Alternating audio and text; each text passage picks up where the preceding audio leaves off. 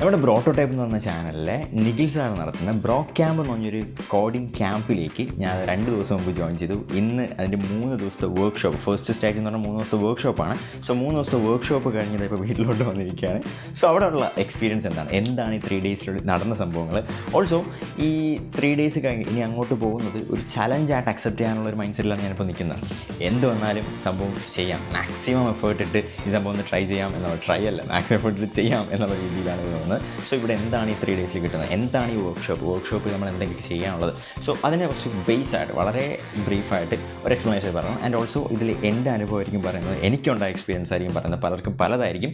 ഇത് അവരുടെ 54ാമത്തെ ബാച്ചാണ്. ഞാനിവിടെ ട്രിവാൻഡ്രത്തുള്ള BCT 54 എന്നാണ് അവർ ആ ബാച്ചിനെ വിളിക്കുന്നത്. സോ ആ ബാച്ചിലാണ് ഞാനിപ്പോൾ ജോയിൻ ചെയ്തിരിക്കുന്നത്. ഇന്ന് 3 ദിവസവും SFS ഹോം ബ്രിഡ്ജ് എന്ന് പറഞ്ഞ ആക്കുളത്തുള്ള ഒരു 4-സ്റ്റാർ ഹോട്ടലിൽ വെച്ചിട്ടായിരുന്നു നമുക്ക് 3 ദിവസത്തെ ഒരു പ്രോഗ്രാം ഉണ്ടായിരുന്നത്. ഒരു കോൺഫറൻസ് റൂമാണെന്ന് തോന്നുന്നു. അവിടെ വെച്ചിട്ട് നമുക്ക് ക്ലാസ് എടുത്ത്, കോൺഫറൻസ് റൂം തന്നെയാണ്, അവിടെ വെച്ചിട്ട് നമുക്ക് ചെറിയ ക്ലാസ് ആയിരുന്നു. ദെൻ അതിനുശേഷം ഇനി നാളെ രാവിലെ 9 മണിക്ക് ട്രിവാൻഡ്രത്ത് തന്നെ ഡോട്ട് സ്പേസ് എന്ന് പറയുന്ന ഒരു കോവർക്കിംഗ് സ്പേസ് ഉണ്ട്. അത് വന്നിട്ട് കഴക്കൂട്ടം കഴിഞ്ഞിട്ട് ആ സ്ഥലത്തിൻ്റെ പേരെനിക്ക് മറന്നു, ഏതോ കാവിച്ചിട്ടുള്ള ഒരു സ്ഥലമാണ്. അപ്പോൾ ആ സ്ഥലത്തുള്ള വെട്ട് റോഡ് എന്ന് പറയും, വെട്ട് റോഡിന് തൊട്ട് മുമ്പായിട്ടാണ് ഈ സ്ഥലം വരുന്നത്.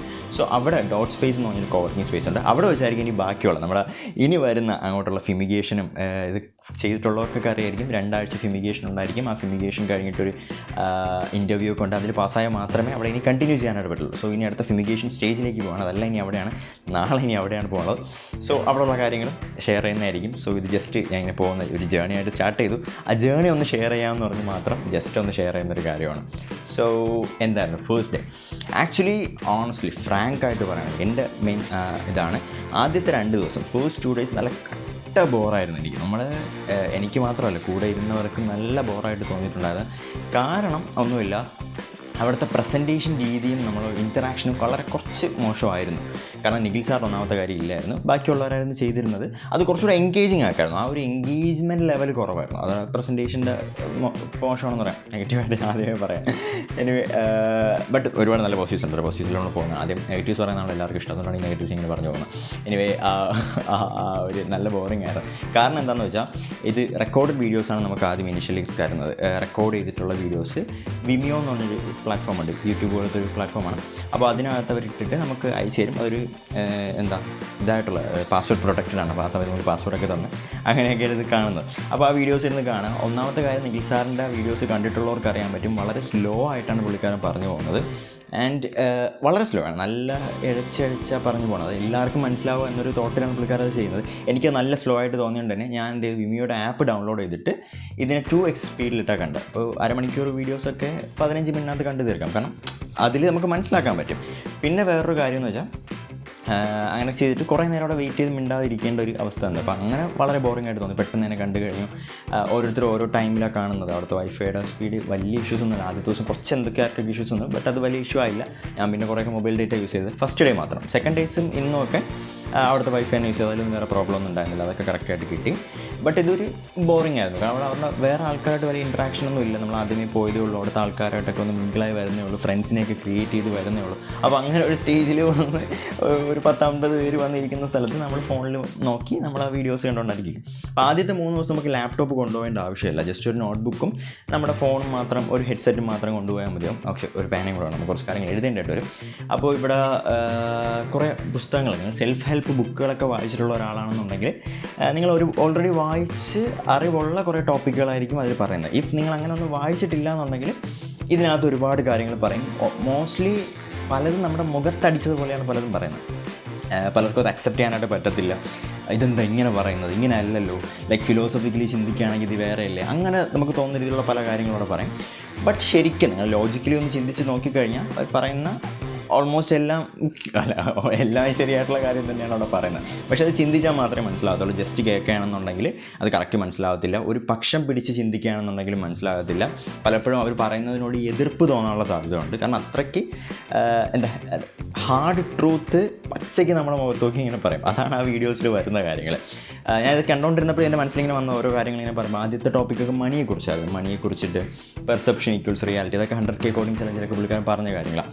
അങ്ങനെയുള്ള കാര്യങ്ങൾ, ഹാബിറ്റ് ഫോം ചെയ്യുന്നതിനെക്കുറിച്ച്, അത് അറ്റോമിക് ഹാബിറ്റിൽ പറയുന്ന കാര്യങ്ങൾ, പിന്നെ അതൊക്കെ ഓരോ ബുക്സാണ് കേട്ടോ. പിന്നെ rich dad poor dad, richest man Babylon, the art of വാർ എന്ന ഷാൻഷു എന്ന് പറയുന്ന ഒരാളുടെ അങ്ങനെ ഒരു പുസ്തകം.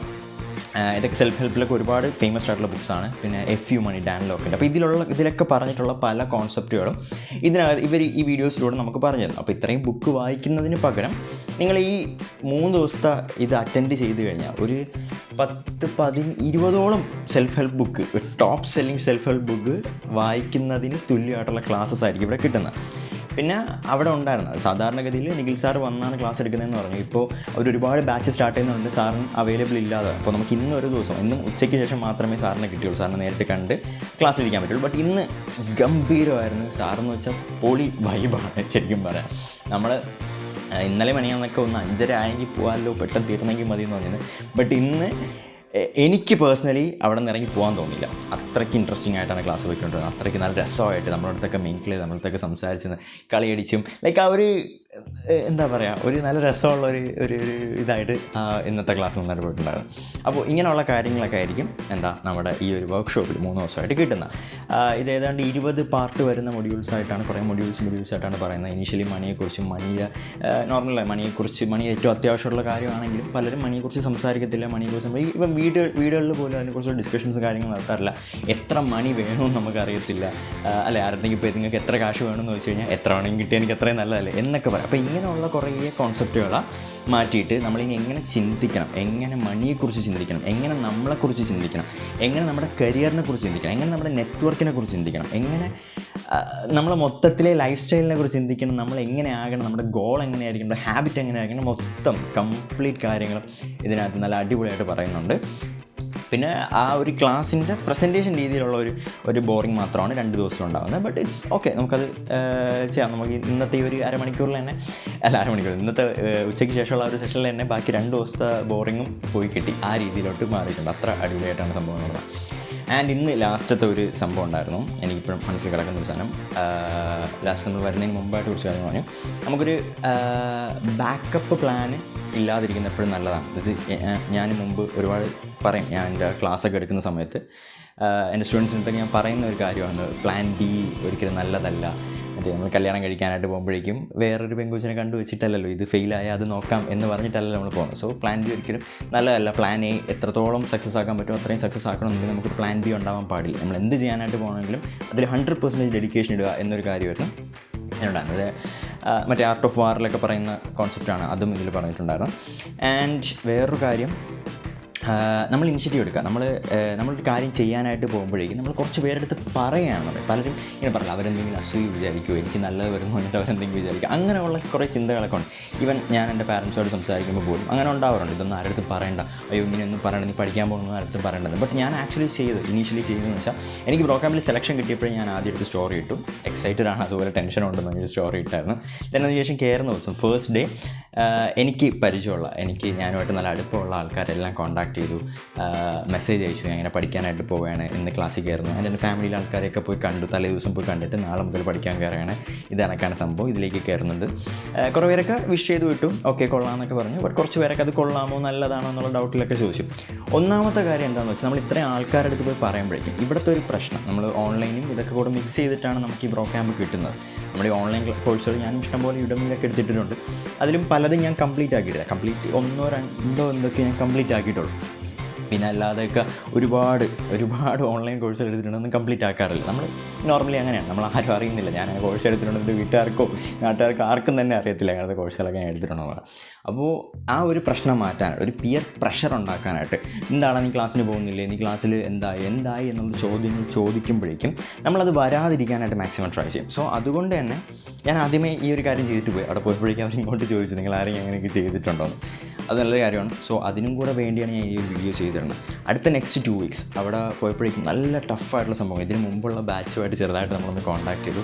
എൻ്റെ കൂടെ ഇരിക്കുന്ന ഒരാൾ കോൺടാക്ട് ചെയ്തിട്ട് അവർക്ക് കിട്ടിയ ക്വസ്റ്റ്യൻസ് ഈ ഒരു ഫ്യൂമിഗേഷൻ പീരീഡിൽ നമുക്ക് പ്രാക്ടീസ് ചെയ്യാനും പഠിക്കാനും വേണ്ടിയിട്ട് കുറേ കാര്യങ്ങൾ അവർ തരുന്നത്. അപ്പോൾ ആ മെറ്റീരിയൽസിൻ്റെ ഒരു കോപ്പി നമുക്ക് കിട്ടിയായിരുന്നു. അപ്പോൾ ഞാൻ നോക്കിയപ്പോഴേക്കും അത്യാവശ്യം ടഫല്ല, അത്യാവശ്യം നല്ല അഡ്വാൻസ് ലെവലിലുള്ള പ്രോഗ്രാമിംഗ് പ്രോബ്ലംസാണ് അത് നമുക്ക് ചെയ്യാനായിട്ട് തന്നിരിക്കുന്നത്. ഈ പാറ്റേൺ പ്രിൻറ്റിങ്ങും അരയുടെയൊക്കെ ക്വസ്റ്റ്യൻസാണ്, ബട്ട് ഇറ്റ്സ് നല്ല ടഫായിട്ടുള്ള കാര്യം. നമുക്ക് നല്ല രീതിയിൽ ചിന്തിച്ച് ചെയ്യേണ്ട സാധനങ്ങളാണ് അതിനകത്ത് വരുന്നത്. അത്യാവശ്യം നല്ല രീതിയിൽ തല പുകയ്ക്കേണ്ട സാധനങ്ങളാണ്. എനിക്ക് തോന്നുന്നു അവിടെ എഞ്ചിനീയറിംഗ് കഴിഞ്ഞിട്ടാണ്, ബിടെക് കഴിഞ്ഞിട്ടുള്ള ആൾക്കാരൊക്കെ ഉണ്ടായിരുന്നു. ബിടെക് കഴിഞ്ഞ് അവരും പറഞ്ഞു ബിടെക്കിന് ഇതിൻ്റെയൊക്കെ ഏറ്റവും ഈസി ക്വസ്റ്റ്യൻ ഉണ്ടാകുന്നുണ്ടോ, ഈ ഈസി ക്വസ്റ്റ്യൻ്റെ മുകളിൽ വേറെ എന്തെങ്കിലും അതിലും ഈസി ആയിട്ട് വേറെ എന്തെങ്കിലും ഉണ്ടെങ്കിൽ അതായിരിക്കും അവിടെ ബിടെക്കിലൊക്കെ ചെയ്യുന്നത്. അത് അത്രയ്ക്കും ടഫായിട്ടുള്ള സാധനങ്ങളാണ്. എന്തായാലും നല്ല സംഭവങ്ങളാണ്, പഠിച്ചു കഴിഞ്ഞാൽ നല്ലതാണെന്ന് മനസ്സിലാക്കിയിട്ടുണ്ട്. അപ്പോൾ ഇത് നമ്മൾ ചെയ്താൽ മാത്രമേ അവിടെ സെലക്ട് ആകത്തുള്ളൂ. അതാണ് ഒന്നാമത്തെ മെയിൻ സ്ട്രഗിൾ എന്ന് പറഞ്ഞ ഫ്രണ്ടിൽ നിൽക്കുന്നത്. ഈ 2 ആഴ്ച നല്ല രീതിക്ക് നിന്ന് ഫ്യൂമിഗേഷൻ പാസ്സായി, നല്ല രീതിയിൽ ഹാർഡ് വർക്ക് ചെയ്ത് നല്ല രീതിയിൽ ഫുൾ ടൈം ഡെഡിക്കേറ്റഡ് ആയി നിന്നാൽ മാത്രമേ അത് പാസ്സാവുള്ളൂ. എന്നെക്കൊണ്ട് പറ്റുമെന്ന് ചോദിച്ചാൽ എനിക്കറിയത്തില്ല. ഒന്നാമത്തെ കാര്യം, ഞാൻ ഈ 100K അറ്റൻഡ് ചെയ്യുന്നത് കഴിഞ്ഞ വർഷമാണ്. അതിനുശേഷം ഞാൻ നോക്കിയിട്ട് പോലില്ല. ചെറിയ എന്തൊക്കെ ഓർമ്മകളുണ്ട് സിയുടെയൊക്കെ. പിന്നെ അല്ലാതെ ജാവാസ്ക്രിപ്റ്റിൽ കുറച്ച് വർക്ക് ചെയ്യുന്നുള്ളതല്ലാതെ വേറെ ഒന്നിലും ഞാൻ വർക്ക് ചെയ്തിട്ട് എനിക്ക് നോളജ് ഇല്ല. സോ ഇവിടെ പോയിട്ട് ആദ്യത്തെ 2 ആഴ്ച എന്തായാലും സിയിലായിരിക്കും. ഇന്നിനിയിപ്പോൾ സി എടുത്ത 100K കോഡിങ് ചലഞ്ച് എടുത്ത് വെച്ച് നോക്കിയിട്ട് അതെങ്ങനെയാണ് അതിൻ്റെ സിൻടാക്സ് കാര്യങ്ങളൊക്കെ മറന്നിരിക്കുക, അതൊക്കെ ഒന്ന് നോക്കിയിട്ട് പാറ്റേൺ പ്രിൻറ്റിങ്ങിൻ്റെ ഓരോ കാര്യങ്ങൾ ഓരോ പ്രോബ്ലംസും ജസ്റ്റ് ഒന്ന് നോക്കാം. അതാണ് ഇനിയിപ്പോൾ ഞാൻ വീട്ടിൽ നിന്ന് ചെയ്യാൻ നോക്കാം. ആൻഡ് ഇത് തന്നെ ആയിരിക്കും മിക്കവാറും ഇനി അങ്ങോട്ടുള്ള ദിവസങ്ങളിലും. സംഭവം എന്താണെന്ന് വെച്ചാൽ അവിടെ ഉള്ള സമയം പോലും മിക്കവാറും തികയത്തില്ല. അവിടെ നമുക്ക് രാവിലെ 9 മണി മുതൽ രാത്രി 9 മണി വരെ ആക്സസ് ചെയ്യാൻ പറ്റും. ഓൾസോ രാവിലെ 9 മണി മുതൽ വൈകിട്ട് 5:30 വരെയാണ് നമ്മുടെ മെയിൻ ക്ലാസ്. അതുവരെ അവിടെ നിർബന്ധമായിട്ട് ആ ടൈമിൽ 9 മണി മുതൽ 5:30 വരെ അത്രയും ടൈം നമ്മൾ നിർബന്ധമായിട്ട് ഓഫീസിലുണ്ടായിരിക്കണം, ഡോട്ട് സ്പേസിലുണ്ടായിരിക്കണം. അത് കഴിഞ്ഞിട്ട് നമുക്ക് എപ്പോഴെങ്കിലും പോകാം, എപ്പോഴെങ്കിലും ഇരിക്കാം. ആൻഡ് ഓൾസോ രാവിലെ വരുമ്പോഴും അവരുടെ കർക്കശമാണ്. ഈ ടൈമിങ്ങിലൊക്കെ പക്കായിട്ട് പറയുന്നുണ്ട്. 9 1 സെക്കൻഡ് മാറിയാൽ പോലും പിന്നെ അകത്തേക്ക് കയറ്റത്തില്ല.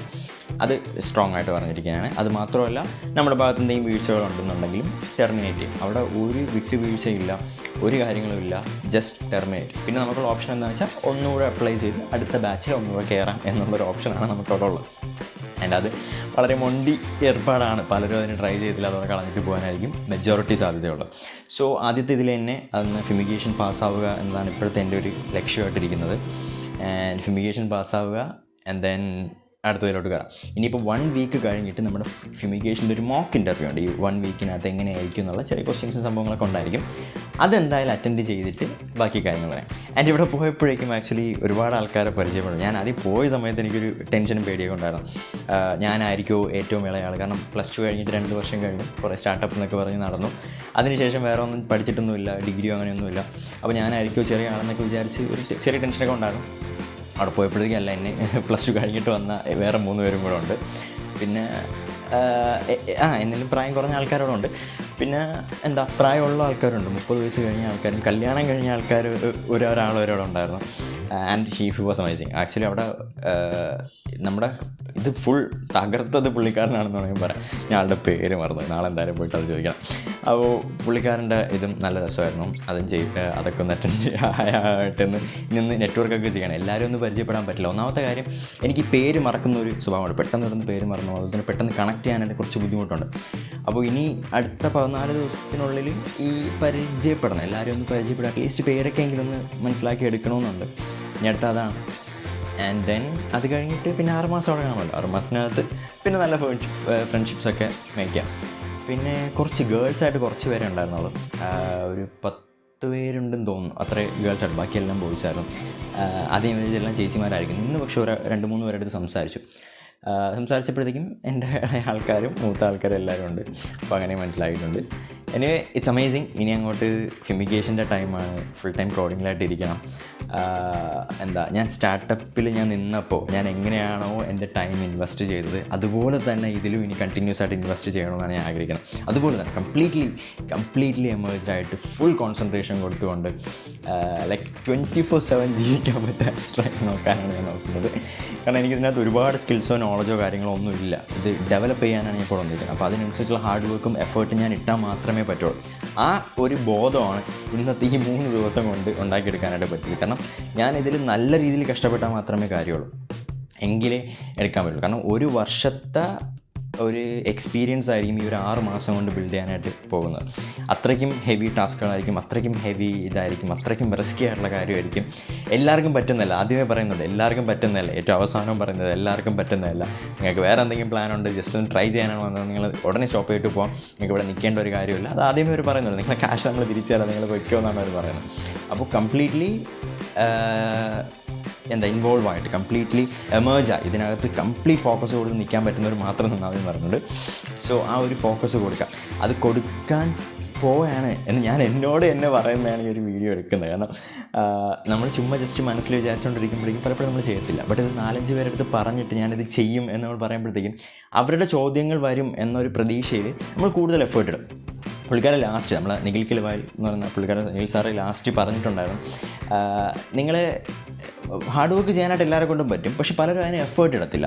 സാർ പറഞ്ഞു, നിങ്ങളുടെ ആധാരം കൊണ്ട് എൻ്റെ കയ്യിൽ താ, വീടിൻ്റെ ആധാരം കൊണ്ട് എൻ്റെ കയ്യിൽ താ, എന്നിട്ട് നിങ്ങൾ പഠിച്ച് ഫ്യൂമിഗേഷൻ പാസ്സായാൽ മാത്രമേ ആ ആധാരം ഞാൻ തിരിച്ചു തരുള്ളൂ എന്നൊരു ഇത് വയ്ക്കാം. അങ്ങനെയാണെങ്കിൽ നിങ്ങൾ കഷ്ടപ്പെട്ടിരുന്ന് പഠിക്കും. അല്ലെങ്കിൽ ഒരു 10 ലക്ഷം രൂപ കൊണ്ട് എൻ്റെ കയ്യിൽ താ, ആ 10 ലക്ഷം രൂപ നിങ്ങൾ ഫ്യൂമിഗേഷൻ പാസ്സായാലേ ഞാൻ തിരിച്ചു തരുള്ളൂ. അപ്പോൾ അങ്ങനെ നമുക്ക് എന്തെങ്കിലും നഷ്ടം വരുമെന്നൊരു ചിന്ത വരുമ്പോഴേക്കും നമ്മൾ കൂടുതലായിട്ട് വരും. അത് മാത്രമല്ല, ഇവിടെ ഫിയർ എന്നൊരു കോൺസെപ്റ്റിനെ കുറിച്ച് പറഞ്ഞത്, ടെർമിനേഷൻ എന്ന് പറയുന്നത് ഫിയർ ആയിട്ടാണ് അവർ യൂസ് ചെയ്യുന്നത്. ആൻഡ് ഇറ്റ്സ് ആക്ച്വലി നല്ലതാണ്. കാരണം അതിനൊരു എക്സാമ്പിൾ പറഞ്ഞതെന്ന് വെച്ചാൽ, നമ്മൾ വെറുതെ ഓടണതും ഒരു പട്ടി കടിക്കാൻ വേണ്ടി വരുമ്പോൾ ഓടുന്നതും തമ്മിൽ വ്യത്യാസമുണ്ട്. സോ ഇവിടെ വരുന്നത് പട്ടി കടിക്കാൻ വരുമ്പോഴേക്കും നമ്മൾ ഓടണം, ആ രീതിക്ക് ഓടാൻ വേണ്ടിയിട്ടാണ് ഇവിടെ പറയുന്നത്. ഇറ്റ്സ് നോട്ട് ഈസി അല്ല. ഈ 3 ദിവസത്തിൽ മനസ്സിലാക്കിയത് അതാണ്. ഇത് ഈസി അല്ല, എളുപ്പപ്പണിയല്ല, ഹെവി വർക്കായിരിക്കും, ഹെവി ടാസ്ക് ആയിരിക്കും, ഹെവി ആയിട്ട് വർക്ക് ചെയ്യേണ്ടി വരും. സോ ഒരുപാട് കളിയും ബഹളവും നടക്കത്തില്ല. വർക്ക് ചെയ്യാനായിട്ട് റെഡിയാണ്. ഇനി അങ്ങോട്ടുള്ള ഇതെന്തായിരിക്കും അറിയത്തില്ല. ബട്ട് ഇവിടെ നടക്കുന്ന കാര്യങ്ങൾ ഇതുപോലെ ചെറിയ റെക്കോർഡ് ചെയ്ത് 6 മാസം ഉണ്ടാവുമല്ലോ. ഫ്യൂമിഗേഷൻ കഴിഞ്ഞിട്ട് എന്തായാലും പറയുന്നതായിരിക്കും, അവിടെ പാസ്സായോ ഫെയിലായോ ഇനി എന്താണ് സംഭവിക്കുന്നത്. ഞാനും എക്സൈറ്റഡ് ആണ്. കാരണം എനിക്കതിനുള്ള എഫേർട്ട് എന്തുണ്ടോ, എനിക്ക് കാലിബർ ഉണ്ടോ എന്നുള്ള കാര്യമൊക്കെ ടെസ്റ്റ് ചെയ്യാനും കിട്ടുന്നൊരു അവസരമാണ്. സോ ഈ ഒരു ഒരു ചലഞ്ചായിട്ട് തന്നെ അക്സെപ്റ്റ് ചെയ്തുകൊണ്ട്, ഈ ഫ്യൂമിഗേഷൻ പാസ്സാവുക എന്നൊരു ചലഞ്ചായിട്ട് തന്നെ അക്സെപ്റ്റ് ചെയ്തുകൊണ്ട് അടിക്കുകയാണ്. എന്തായാലും നെക്സ്റ്റ് വീഡിയോ മിക്കവാറും മോക്ക് ഇൻ്റർവ്യൂ കഴിഞ്ഞിട്ട് ഞാൻ ചെയ്യാനൊരു പ്ലാനുണ്ട്. അപ്പോൾ എന്തായാലും ഫ്യൂമിഗേഷൻ പാസ്സാകാൻ ഉള്ള ഒരു ഇതിലാണ് നിൽക്കുന്നത്. സോ ഫ്യൂമിഗേഷൻ പാസ്സായി, അതിന് മുമ്പ് കാണാൻ പറ്റിയ ഒന്നുകൂടെ കാണാം, അല്ലെങ്കിൽ ഫ്യൂമിഗേഷൻ പാസ്സായിട്ട് കാണാം. ബൈ.